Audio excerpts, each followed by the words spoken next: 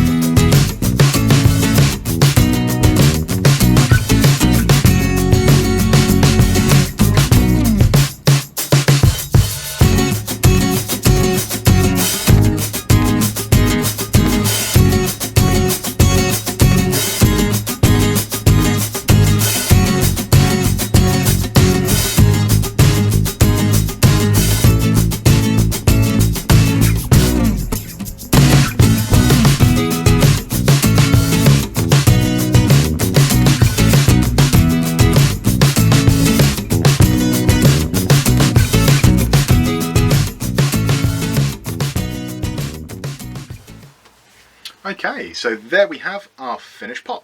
So really happy with the end result. It's got a really nice sheen to it, and all those little divots and dimples have been filled in. When you look at the top, you can actually see sort of the outline of the coffee beans as well, so that's a really nice touch. On the other pot, the red was a little bit too low, so you didn't really get that really nice contrast. It's a nice thin finish as well, so you can actually sort of see through. It's semi-translucent, and I love the purple and the gold, sort of yin and yang, half and half. All are just really happy with the end result, and also smells of coffee, which is an amazing smell, especially early in the morning.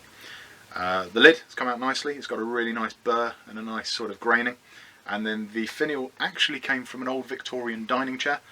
So I bought a few chairs a little while ago that were unfit for purpose and have chopped them into bits to use in various projects. So the actual leg was used to make the finial.